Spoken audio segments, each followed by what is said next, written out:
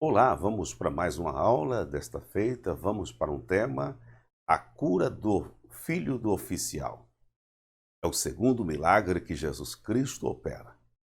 Nessa aula que estamos abordando o Evangelho de João, os sinais, os milagres que Jesus Cristo operou, e o evangelista João coloca isso em evidência, o segundo sinal, o segundo milagre que Jesus Cristo opera. Mas antes de mais nada, quero cumprimentar todos os nossos irmãos, os nossos amigos, com a paz do Senhor Jesus. E não se esqueça de ficar conosco até o final desse vídeo. Deixe o seu like, o seu joinha. Comente o que você achou desse tema, desta palavra. Com certeza isso vai nos ajudar muito no nosso canal e o crescimento para o reino de Deus. A cura do filho do oficial, o segundo sinal. A cura do filho do oficial é registrada em João capítulo 4, versículo 46 ao 47. Nós temos o texto a qual você pode estar acompanhando na sua revista ou até mesmo na sua Bíblia. João capítulo 4, versículo 46 diz assim: Segunda vez foi Jesus a Caná da Galileia, onde da água fizera vinho, e havia ali um oficial do rei, cujo filho estava enfermo, em Cafarnaum. Ouvindo este que Jesus vinha da Judéia para a Galileia, foi ter com ele e rogou-lhe que descesse e curasse o seu filho, porque já estava à morte. João capítulo 4, versículo 46 e 47. Observamos um detalhe aqui, que Jesus Cristo volta ao Caná da Galileia, ali onde havia transformado a água em vinho, e exatamente quando estava retornando para a sua casa. Observe o versículo diz: ouvindo este que Jesus vinha da Judéia para a Galileia, foi ter com ele. Então, esse oficial foi ao encontro de Jesus. Versículo 48 ao 50 diz: Então Jesus lhe disse: se não virdes sinais e milagres, não crereis? Disse-lhe o oficial: Senhor, desce, antes que meu filho morra. Disse-lhe Jesus: vai, o teu filho vive. E o homem creu na palavra que Jesus lhe disse e foi-se. João, capítulo 4, versículo 48 ao 50. No versículo 54, e foi este o segundo sinal que fez Jesus depois de vir da Judéia para a Galileia. É bom observarmos que esse oficial do rei já tinha conhecimento de milagres que Jesus Cristo operara. E desta feita ele sai de Cafarnaum, sabendo que Jesus Cristo vinha da Judéia. Ele vai ao encontro de Jesus e implora e pede que ele vá realmente curar o seu filho. Jesus entende aquele momento e então ordena uma palavra: vai, e teu filho vive.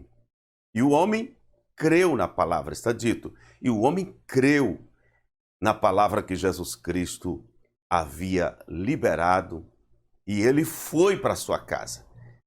Ao chegar em casa, ele observou, junto àqueles, que o menino estava curado, e ele certificou que hora que havia acontecido aquele milagre, que hora que ele tinha ficado são, que hora que ele tinha ficado bom. E exatamente foi a hora que Jesus Cristo liberou a palavra dizendo: vai, o teu filho vive. De volta para a Galileia. É importante dizer a você, aqui na condição, meu irmão, de que Jesus Cristo, começando o seu ministério, aos seus 30 anos, depois do batismo, né, ele, todos os anos, como um bom judeu, ele foi para Jerusalém, porque Jerusalém era o lugar onde comemorava-se as festas e as tradições judaicas. E principalmente, havia festa entre os judeus que deveria todo homem, todo macho, levar a sua oferta ali em Jerusalém. Jesus, certamente, todo ano, ele subiu a Jerusalém, não somente de ano em ano, mas era costumeiramente Jesus chegar até Jerusalém. Desta feita é importante registrar que Jesus Cristo estava em Jerusalém, ali, ele de volta. Observe que lemos que ele estava na região da Judéia.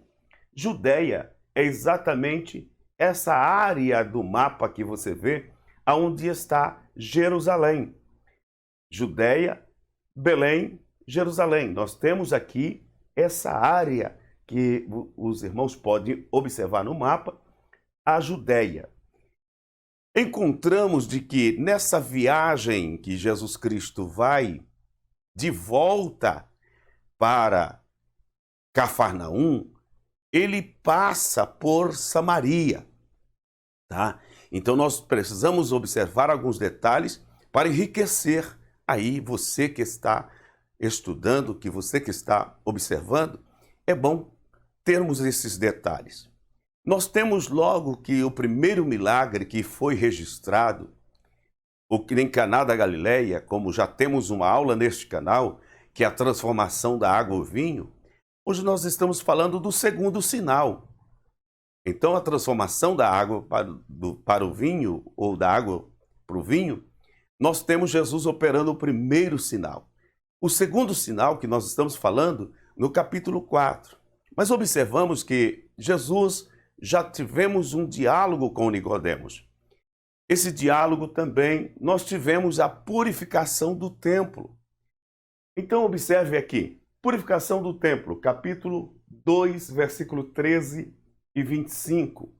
É exatamente no período em que Jesus chega a Jerusalém, e ali o templo está entulhado de coisas para vender. Entre essa situação, a purificação que você encontra, que Jesus Cristo a fez, o zelo pela casa do Senhor, está dito que esse zelo poderia estar consumindo conforme ordena a palavra do Senhor. Então foi isso em que os judeus se enfureciam cada dia mais para com a pessoa de Jesus. Nós falamos do capítulo 3, do versículo 1 ao 21, nós falamos do diálogo que Jesus Cristo teve com Nicodemos, a necessidade de nascer de novo. Esse diálogo, esse fariseu, ele já estava observando Jesus, porque esse ministério de Jesus aos seus 30 anos, depois do seu batismo, 3 anos, é exatamente o ministério que Jesus Cristo atua em todas essas cidades. Nós encontramos também no capítulo 3, versículo 22 e 23, quando diz: percorrido a região da Judéia, onde João Batista batizava. João capítulo 3, versículo 22 e 23. Observamos que o capítulo 3 também está registrado que Jesus Cristo, após aquele diálogo com Nicodemos, ele percorreu toda a região da Judéia. Toda a região da Judéia ele percorreu, e exatamente onde João batizava.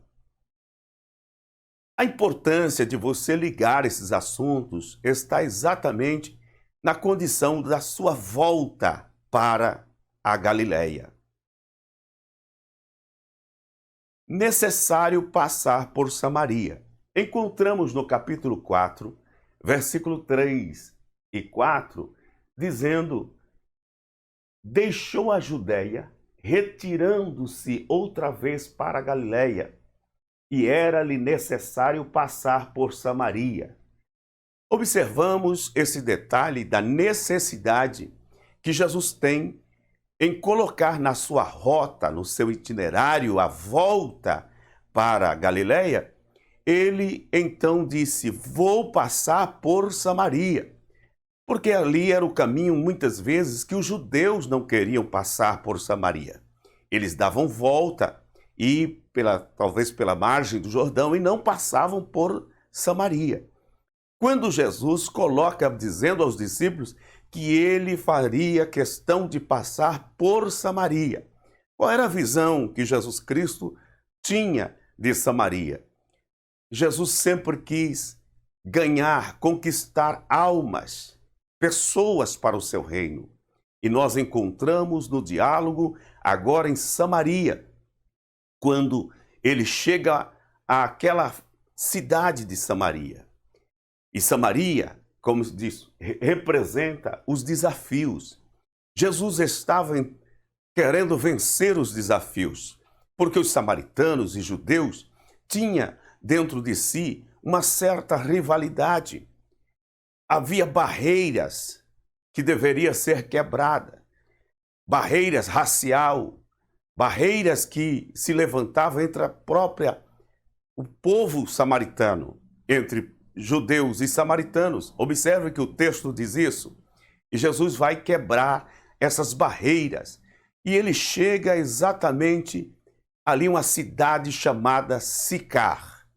Observe o texto de João, capítulo 4, versículos 5 e 6. Chegou, pois, a uma cidade samaritana chamada Sicar, perto das terras que Jacó dera a seu filho José. Estava ali a fonte de Jacó. Cansado da viagem, assentara-se Jesus junto à fonte, por volta da hora sexta. É bom notarmos nesse texto que essa herdade, esse poço na cidade de Sicar, ele tinha a sua representação, pois fazia parte da herdade, da herança que Jacó havia dado a seu filho José. A importância, como vemos aqui, é que Jesus, passando por Samaria, ele vai até essa fonte da cidade de Sicar. Se assenta ali, cansado, ao meio-dia. Observe, a hora sexta. Jesus está ali sentado junto àquela fonte, porque a mulher samaritana chega para buscar água. E Jesus oferece água. A necessidade que Jesus tem de alcançar povos, alcançar pessoas. Quem sabe você pode nesta aula também estar sendo alcançado pelo poder de Deus. Jesus continua operando milagres. Jesus continua rompendo barreiras. Jesus quebra essas barreiras que muitas vezes são erguidas entre os homens, entre aqueles mesmo que dizem servir ao Senhor. Dentro dessa necessidade, Jesus falando a esta mulher samaritana, observe que Jesus estava ali, tratou de um diálogo com ela, e essa mulher tinha uma dúvida dentro de si. E quando ele conversando com Jesus, Jesus revelou o seu interior. E logo essa mulher diz: Senhor, aonde é realmente que devo adorar? E ele disse, ela perguntou, melhor dizendo, aonde devemos adorar? Jesus disse que a hora era chegada e que o verdadeiro adorador deveria adorar o Pai, deve adorar o Pai em espírito e em verdade. A hora é essa. É importante notar que também para os nossos dias, Jesus atendendo às necessidades, ele está à procura de quê? De pessoas, tal qual adorador. Se tem uma coisa que o Pai procura nos nossos dias, como é que o Pai procura? Procura adorador verdadeiro. Não é aquele que apenas canta, mas que tem o espírito voltado, que tem uma devoção as coisas celestiais. Quem sabe você pode melhorar ainda esse conceito teu de adorar ao Senhor, de apresentar o teu culto.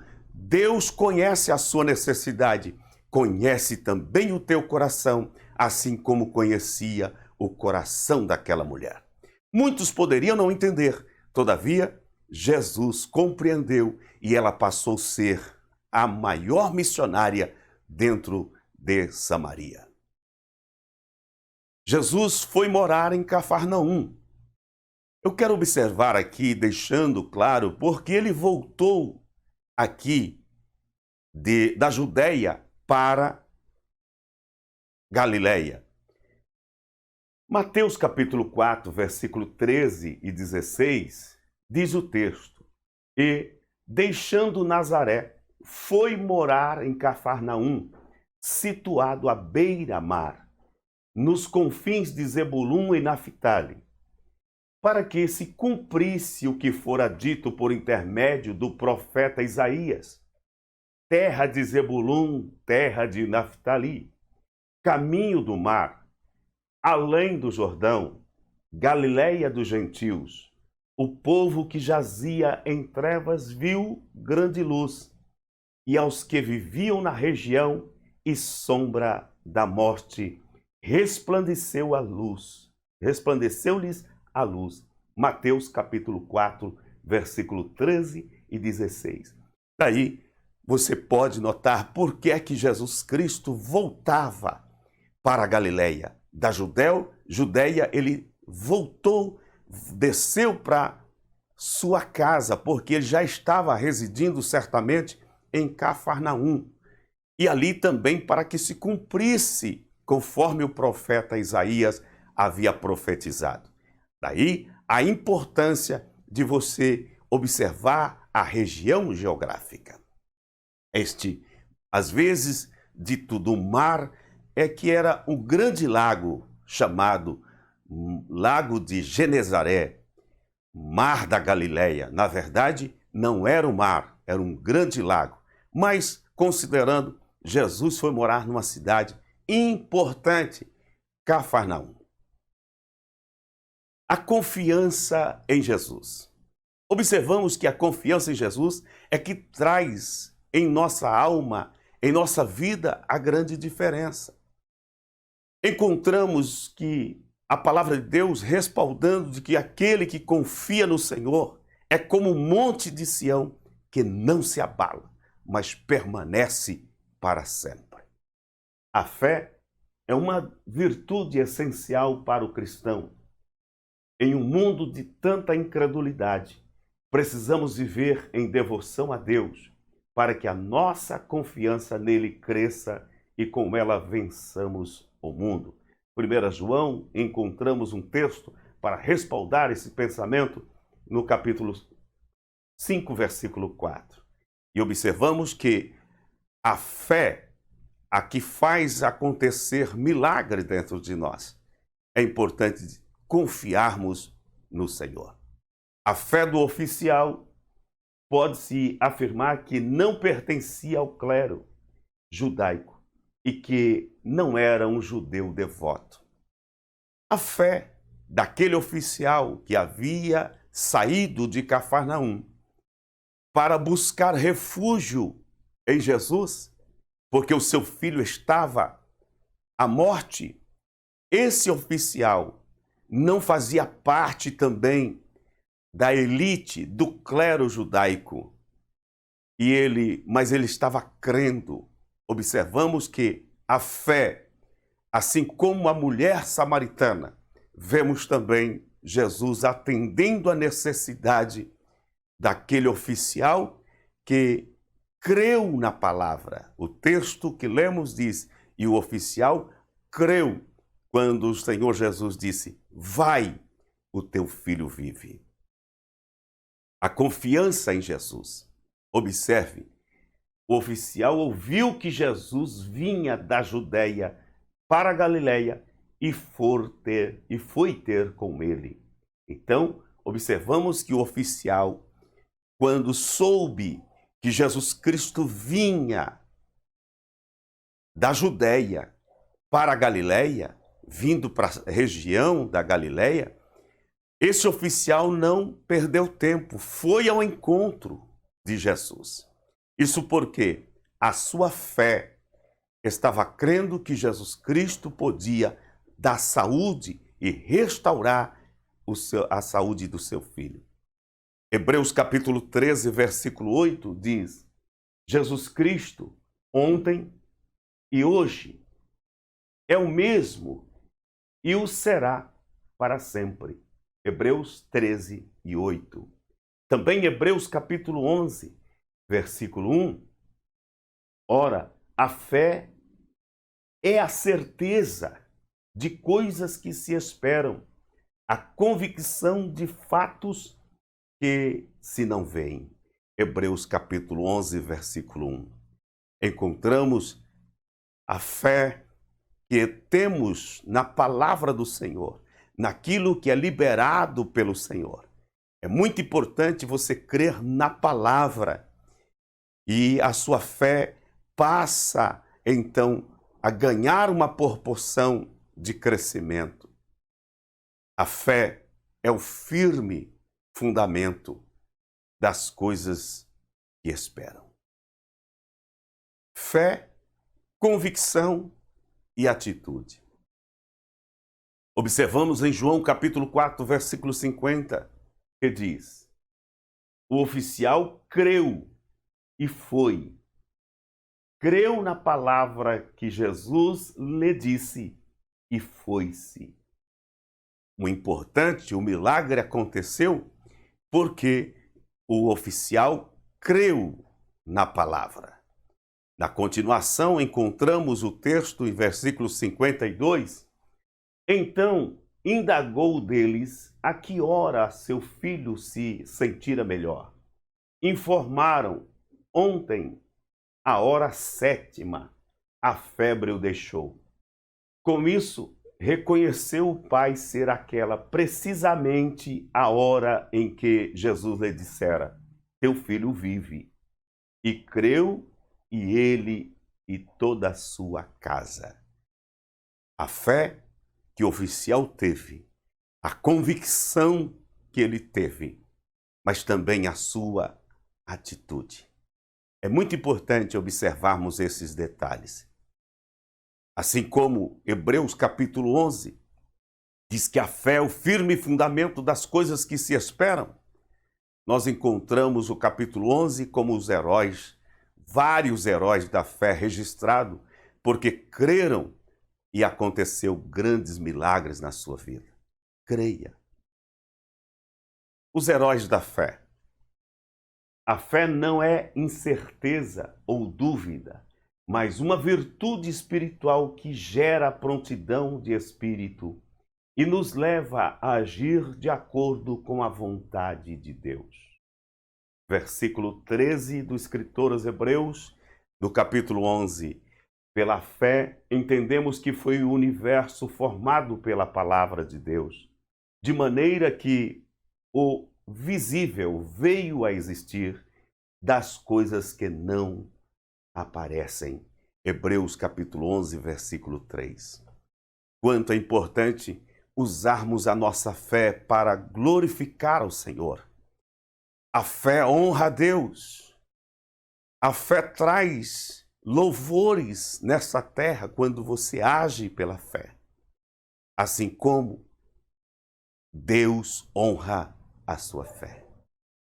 A fé honra a Deus. Deus honra a sua fé. Crescendo na fé. A fé não é estática. Ela é dinâmica. É progressiva. Jesus falou algumas vezes sobre fé, referindo-se a tamanho, pequena fé. Em Mateus capítulo 17, versículo 20, temos um texto conhecido que é bom ressaltar. Observe Mateus capítulo 17, versículo 20. Se tiverdes fé como um grão de mostarda, direis a este monte: passa daqui para acolá, e há de passar, e nada vos será impossível. Mateus capítulo 17, versículo 20. Observamos um detalhe. Jesus, aqui quando ele passa a falar desta fé e apresenta a fé como um grão de mostarda.